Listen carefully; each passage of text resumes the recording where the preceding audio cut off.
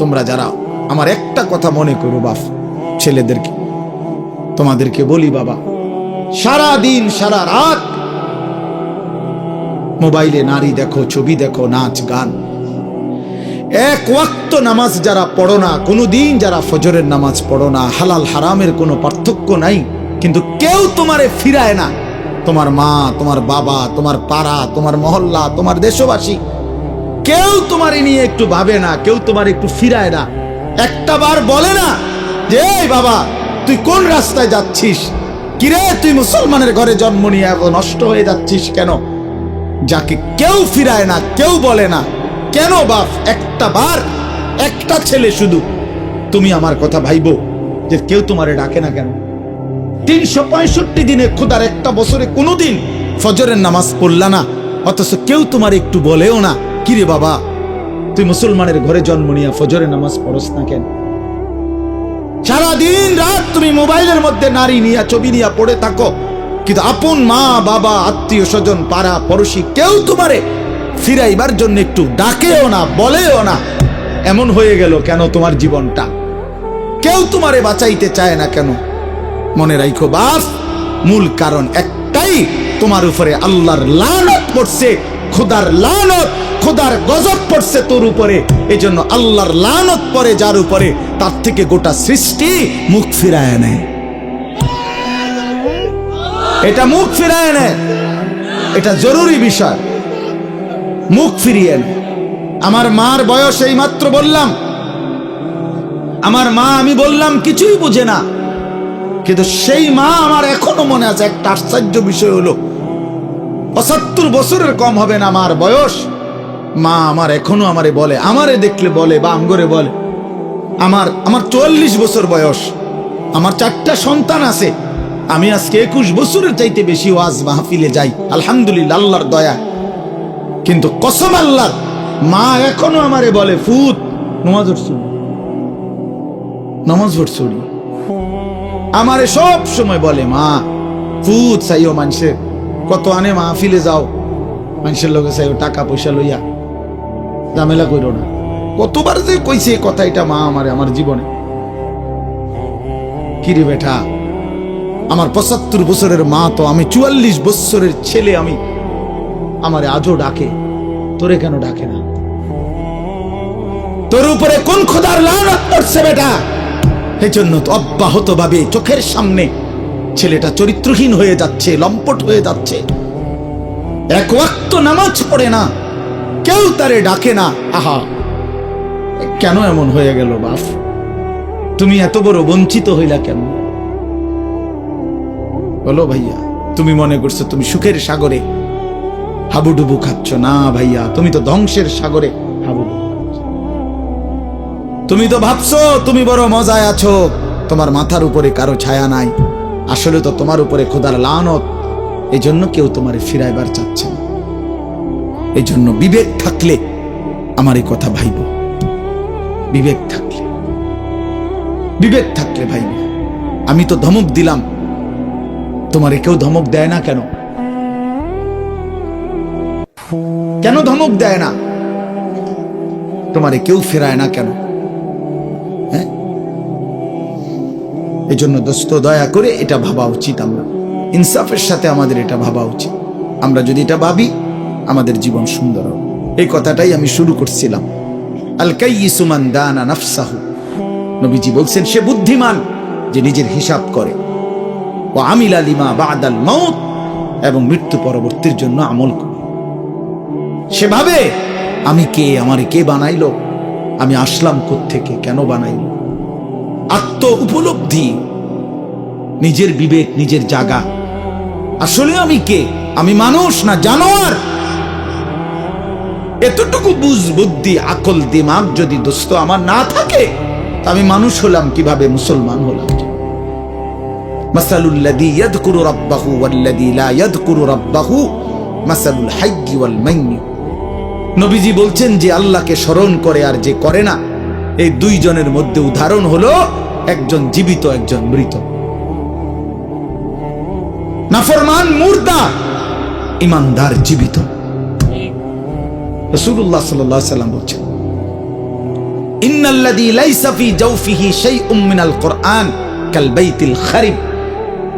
প্রিয় বন্ধু শুনো, নবীজি সাল্লাল্লাহু আলাইহি সাল্লাম বলছেন যে কলিজার ভিতরে আল্লাহর কোরআন নাই, কোরআন কিছু পরিমাণ কোরআন শরীফও নাই, 10টা সূরাও শুদ্ধ পড়তে জানে না, 10টা সূরাও মুখস্থ পারে না, আল্লাহর কালামের কিচ্ছুই জানে না, আল্লাহ রাসূল সাল্লাল্লাহু আলাইহি সাল্লাম বলছে ওই নাফরমানের দিল হলো কাল বাইতিল খারিব, সারা বাড়ি, আলগা বাড়ি, যে বাড়িতে আগে থাকতো এখন থাকে না, নতুন ঘরে উঠে গেছে, ওই ঘরের এখন কোনা ভাঙ্গা গেছে, এই ঘরের এখন দুয়ার ভাঙ্গা গেছে, টিন সাল ফইরা গেছে, এখন সারা বাড়িটা আলগা বাড়ি, বিরান ঘর, সেই ঘরে এখন কুত্তা থাকে, সেই ঘরে এখন বিড়াল থাকে, সেই ঘরে এখন সাপ বিচ্ছু থাকে, মানুষ থাকে না। খোদার কসম নবীজি বলছে যে কলিজার ভিতরে আল্লাহর কোরআন নাই, ওই কলিজার ভিতরে মানুষ থাকে না, কুত্তা থাকে, কুত্তা, এই কুত্তা থাকে, কুত্তা, কুত্তা থাকে ওই কলিজার ভিতরে, সাপ থাকে, বিচ্ছু থাকে, ওটাতে বিড়াল থাকে, ইন্দুর থাকে, কেচ্ছা থাকে, মানুষ থাকে না, ওই কলিজার ভিতরে মানুষ থাকে না। বুঝছো ভাইয়া? কাজে তোমাদের যাদের জবানে আল্লাহর কোরআন নাই, তোমাদের যাদের দিলে মাওলার কোরআন নাই, তো তোমার এই ভেতরটা জন্তু জানোয়ারের ঘর, কুকুর বিড়ালের ঘর। আচ্ছা আরো শোনো মিয়া, কোরআন শরীফে সূরা আরাফের মধ্যে আছে কোরআনের আয়াত, ওয়াত্তাবা হাওয়াহু ফামাসালুহু কামাসালিল কালব। সরাসরি কোরআনের আয়াত, সরাসরি কোরআন শরীফের আয়াত। আল্লাহ তাআলা বলছেন যে মনের ইচ্ছা মতো চলে, মনের চাহিদার অনুসরণ করে, আমার মনে যা চায়, কেন নামাজ পড়ো না? তোমার মন চাইছে দেখে। আর কি কারণ? তোমার মন চাইছে তুমি পড়ো না কেন? সারাদিন নারী দেখো, ছবি দেখো, তোমার মন চাইছে, এই তো না, আর কি তো কিছু না। কেন পেশাব করে পায়খানার পরে ঢিলা কুলুক, টয়লেট পেপার, পাক নাফাকের কোনো পার্থক্য বুঝো না কেন? কারণ তোমার মন চাইছে, মন চাইছে। রাতের বাইজা গেছে 3টা, তুমি ঘুমাও না, দিনের বাইজা গেছে 10টা, তুমি ঘুম থেকে ওঠো না, কারণ তোমার ইচ্ছা, তোমার মনে যা চাইছে তা। আল্লাহর কসম বাপ, আমার কথায় রাগ করো না। আল্লাহ তাআলা কোরআনে বলছে এরকম মনের ইচ্ছার যে অনুসরণ করে, মনের যা চায় তাই করে, আল্লাহ বলছে তার উদাহরণ হলো কামাসালিল কালব, কুত্তার মতো, কুত্তার মতো, কুত্তার মতো, কুত্তার মতো, কুত্তার মতো। এই নামাজি বেনামাজি বেহায়া, মনে রাখিস তোর জিন্দেগি কুত্তার জিন্দেগি। তোদের যাদের কপালে সেজদা নাই, তোমাদের জীবন কুত্তার জীবন, মনে রাখো। কামাসালিল কালব, কই হারুন কই কও কামাসালিল কালব, কালব অর্থ কি কও বলো? এরা তো সব আমার ছাত্র, হারুন, এই যে রবি, বলো। কামাসালিল কালব, কুকুরের মতো আল্লাহ বলছে কোরআন। এ তো কোনো ব্যাখ্যার কিছু নাই যে এক হুজুর কইছে এটা, আরেক হুজুর কইছে এটা, এরকম কথা বোঝেন না এমনি। এটা ব্যাখ্যার কিছু আছে এখানে? এটা তো স্বাভাবিক বাংলা, সোজা বাংলা। কামাসালিল কালব, কুকুরের মতো। ওই জিন্দেগি কুত্তার জিন্দেগি, যে জিন্দেগি নাফরমানের জিন্দেগি, নাফরমানের জীবন। এজন্য দোস্ত রহম করো নিজের উপর। আমার চিৎকার চেঁচামেচির একটাই মাকসাদ, সারাটা বছর আমি চিল্লাই, এই এক কথার ফেরি করি, তুমি তোমারে কদর করো।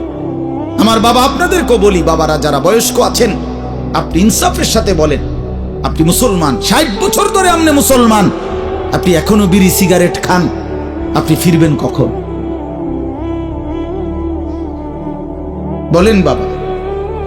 60 বছর ধরে এখনো আপনি চা দোকানে, টেলিভিশনে নাচ গান না দেখলে আপনার রাতের ঘুম হয় না। আস্তাগফিরুল্লাহ, এত বছরেও আপনার নাফরমানি ছাড়ার সময় হয় নাই? 60 বছর বয়সেও মুসলমান গালি দেয়, 60 বছর বয়সেও মুসলমান কিস্তি নেয়, 60 বছর বয়সে মুসলমান সুদ খায়, 60 বছর বয়সে মুসলমান টেলিভিশনে নাচ গান নর্তকীর ছবি দেখে। ছি ছি ছি ছি, এত নির্লজ্জ, এত বেহায়া ইমানদার বুড়া মানুষ হইতে পারে না। এত বেহায়া কোনো ইমানদার বুড়া হইতে পারে না বেটা। এটা বুঝা উচিত, এটা ভাবা উচিত। আলাম ইয়ানি লিল্লাযীনা আমানু আন তাখশা কুলুবুহুম লিযিকরিল্লাহ। আল্লাহ বলছে, মুমিন, আমি আল্লাহর ভয়ে তোমার মনটা নরম হওয়ার সময় আজও হয়নি? আমারে ডাকবা না তাইলে? আলাম ইয়ানি লিল্লাযীনা আমানু আন তাখশা কুলুবুহুম লিযিকরিল্লাহ ওয়া মা নাযালা মিনাল হক। রব্বে কারীম বলে, বান্দা আমার স্মরণ, আমার জিকির, আমার বন্দিগি, আমার কোরআন পড়বার জন্য তোমার মনটা নরম হওয়ার সময় আজও কি হয়নি? আল্লাহ যেন ডাক দিয়ে বলছে, যুবক, 365 দিন তো হয়ে গেল, একটা বছর চলে গেল, বান্দা কোনদিন ফজরের নামাজ পড়লা না, তাহলে কি বান্দা আর কোনদিন পড়বা না? এই ফয়সালা দিয়ে ফেললা। 30 বছর ধরে সুদ খাও বান্দা, তাহলে কি এই সিদ্ধান্তই নিলা আর কোনদিন ছাড়বা না? 20 বছর ধরে দাড়ি কাটতেছ, তাহলে কি এই ফয়সালাই নিলা যে আর কোনদিন দাড়ি রাখবা না? 20 বছর ধরে ঘরে রঙিন টেলিভিশন চলে, প্রতিদিন নাচ গান নর্তকীর ছবি, তাহলে কি মুমিন ফ্যামিলির জন্য এটাই সিদ্ধান্ত নিয়েছো যে আমি আমার পরিবারকে আল্লাহর নাফরমানির উপরেই রেখে যাব? এটা কি নাফরমানি না? কথা বলেন না? তাইলে আর কোনদিন কি ফিরবা না? আল্লাহ জানতে চাইছে, আল্লাহ জানতে চাইছে, বান্দা সময় কি আজও হয়নি? আমারে কি ডাকবা না? আমি কি একটা সেজদা পাবো না? আল্লাহ বলেছেন, আমি তো দুনিয়া বাদ দিতে বলি নাই। ওয়ালা তানসা নাসীবাকা মিনাদ দুনিয়া, দুনিয়া ভুলে যেও না। স্ত্রী তো আমি দিয়েছি, সন্তান তো আমি দিয়েছি, এই জীবনে যা উপার্জন করছো তো আমি দিয়েছি। ওয়াফিস সামাই রিজকুকুম ওয়া মা তুআদুন। আল্লাহ বলেন, আসমানে তোমাদের রিজিক, জমিনে না। কোথায়? ওয়াফিস সামাই রিজকুকুম, তোমাদের রিজিক আসমানে। মা উরিদু মিনহুম মির রিজকিন ওয়া মা উরিদু আন ইউতঈমুন। আল্লাহ বলে, বান্দা আমি তোমাদের কারো কাছ থেকে কোনো রিজিক চাই না, তোমরা কেউ আমাকে খাওয়াইতে হবে আমি এটাও চাই না। ইন্নাল্লাহা হুয়ার রাজ্জাকু যুল কুওয়াতিল মাতিন। নিশ্চয়ই আল্লাহই হচ্ছেন সুবিশাল ক্ষমতার অধিকারী, রিজিক দাতা। কায়নাতকে তো আমি খাওয়াই, আমারে তো কেউ খাওয়াইতে হয় না। সবার আশ্রয় তো আমি দেই, আমারে তো কেউ আশ্রয় দিতে হয় না, আমি তো সব করি। ওয়া ইন আমসাসকাল্লাহু বিদুররিন ফালা কাশিফা লাহু ইল্লা হু। আল্লাহ বলে, বলো না বান্দা, আমি যদি কাউকে মুসিবতে ফেলি, তাইলে সেই মুসিবত থেকে উদ্ধারকারী আমি ছাড়া আছে কে? কে আছে? কে বলে না বাপ? কে? ফালা কাশিফা লাহু ইল্লা হু। আমি ছাড়া উদ্ধারকারী কেউ নাই, কেউ নাই। ওয়া ইন ইউরিদকা বিখাইরিন ফালা রাদ্দা লিফাদলিহি। আল্লাহ বলেন, আর আমি যদি কাউকে কল্যাণ করি, উপকার করি, তাইলে আমার কল্যাণ, আমার উপকার ঠেকায়া দিবে এমনও তো কেউ নাই। কে দিবে আমার ঠেকায়া? আমারে প্রতিহত করবে কে?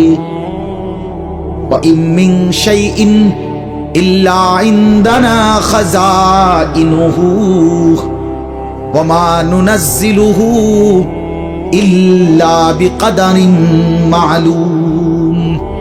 আল্লাহ বলে বান্দা সব কিছু আমার কাছে আছে ভান্ডারে ভান্ডারে, কিন্তু আমি জমিনে নাজিল করি পরিমাণ মতো করে। একসাথে সব আলু দিয়া দিলে রাখবা কই?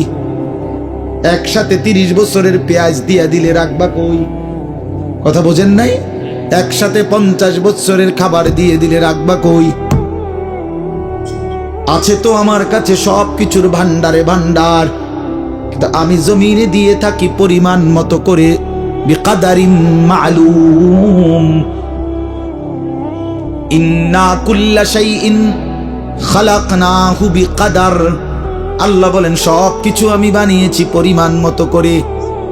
জন্ম নিল কয়জন, কবরে নিলাম কয়জন, আমার হিসাব আছে।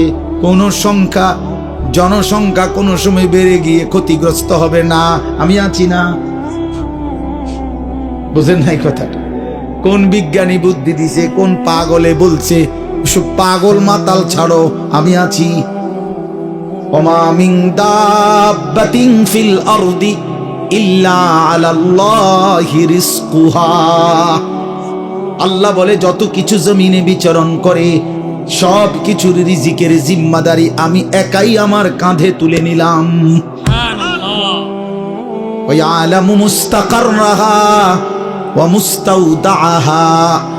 আল্লাহ বলেন আমার বান্দা, আমার সৃষ্টি, আমার মাখলুক কখন কোথায় থাকবে, শেষ পর্যন্ত কোথায় দাফন হবে, আমি সব আগের থেকেই জানি, ফয়সালা করে রেখেছি। গতকালকে আমি ছিলাম সিলেট মৌলভীবাজার, আজকে এই জিন্দেগি। আল্লাহ বলেন আমি জানি, কুল্লুম ফি কিতাবিম মুবিন। সব কিছু আমি স্পষ্ট আমলনামার মধ্যে, তাকদীরের মধ্যে লিখে রেখেছি। তাকদীরে সব আগের থেকেই ফয়সালা করা, সব আগের থেকে সিদ্ধান্ত করা। আর রিজকু মাকসুম, রিজিক বন্টন হয়ে আছে।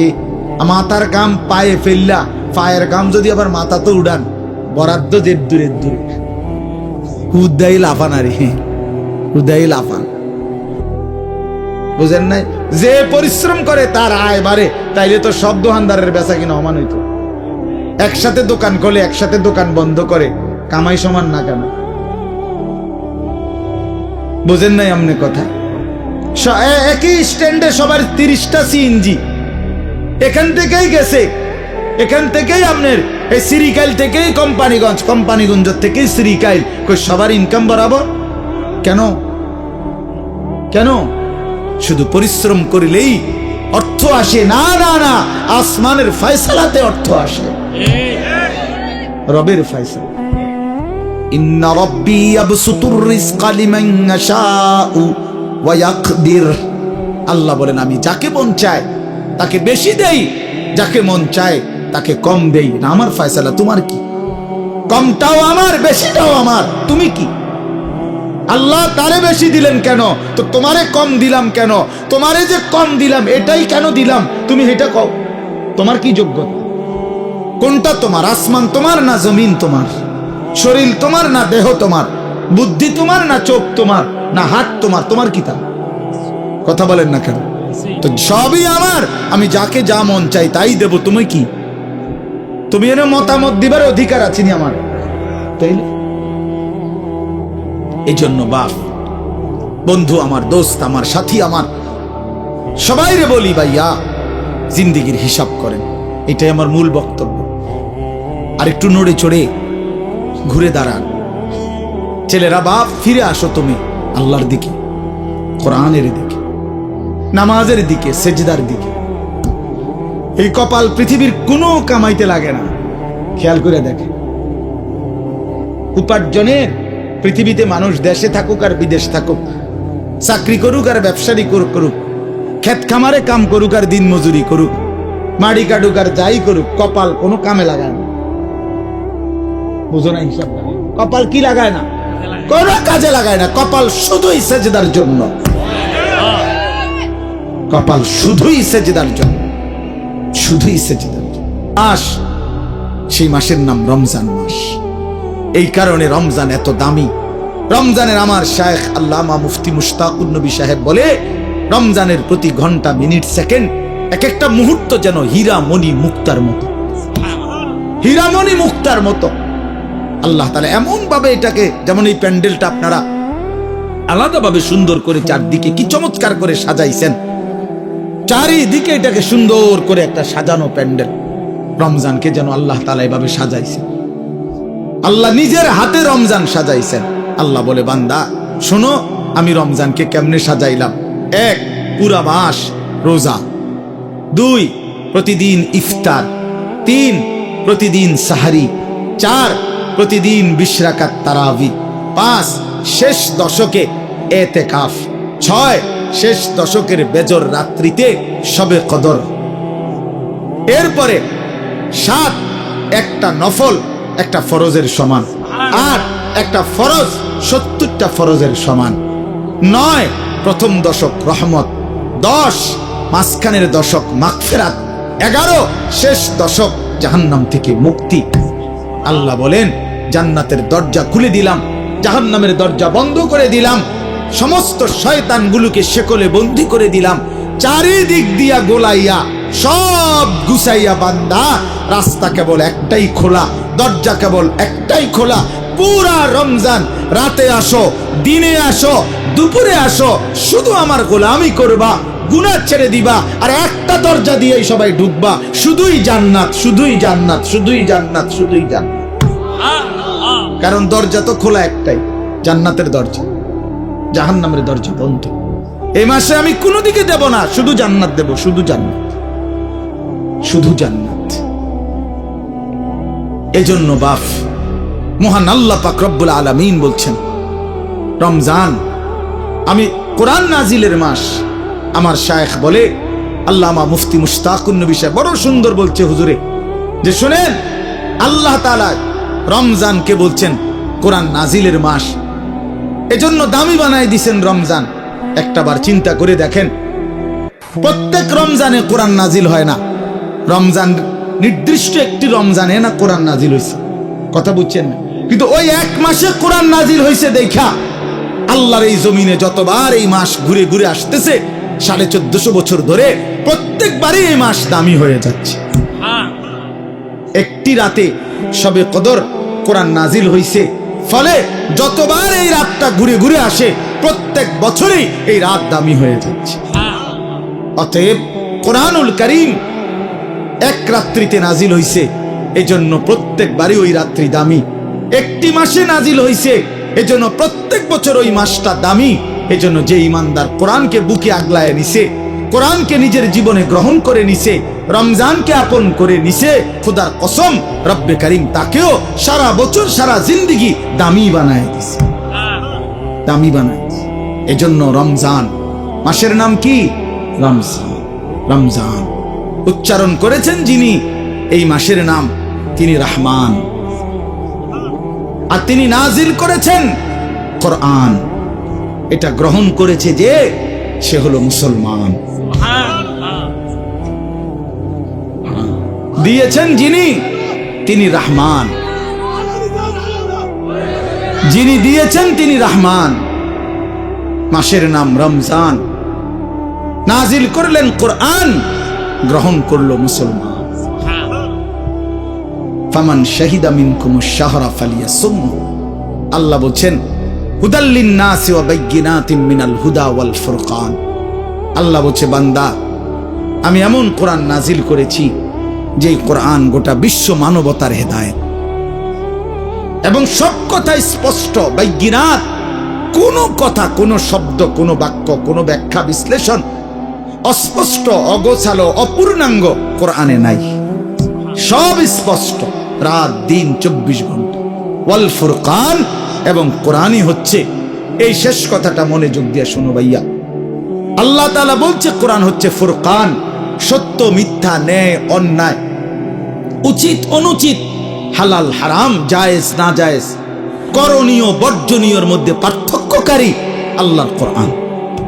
এজন্য ভাইয়া বাপ বিশ্বাস করেন, ছেলেরা বাপ তোমাদেরকে বলি ভাইয়া, আল্লাহর কোরআনের জ্ঞান যার নাই, কোরআন যার বুকে নাই, কোরআন যার হাতে নাই, কোরআন যার জবানে নাই, কোরআন যার জিন্দেগিতে নাই, কোরআন যে গ্রহণ করে নাই, আল্লাহর কসম, রব্বে কাবার কসম, সে হালাল হারাম বৈধ অবৈধ, ন্যায় অন্যায় সে বুঝতে পারে নাই, খুঁজে পায় নাই, তালাশ করে পায়নি। এজন্য কোরআনবিহীন কোনো মানুষ সভ্য হইতে পারে না। কোরআনবিহীন কোনো মানুষ বাংলা বই ন্যায় অন্যায় শিখায় না, অঙ্ক বই ন্যায় অন্যায় শিখায় না, ইংরেজি বই ন্যায় অন্যায় শিখায় না, পদার্থবিজ্ঞান জীববিজ্ঞান ন্যায় অন্যায় শিখায় না, রসায়ন বিজ্ঞান ন্যায় অন্যায় শিখায় না, উচ্চতর গণিত ন্যায় অন্যায় শিখায় না, ডাক্তারি বই ন্যায় অন্যায় শিখায় না, আইনের বই ন্যায় অন্যায় শিখায় না। শুধু আল্লাহর কোরআন ন্যায় এবং অন্যায়, হালাল এবং হারাম, উচিত এবং অনুচিত, বৈধ এবং অবৈধ এটা শিখায়। অতএব কোরআন বঞ্চিত তো সে হালাল হারাম থেকেই বঞ্চিত।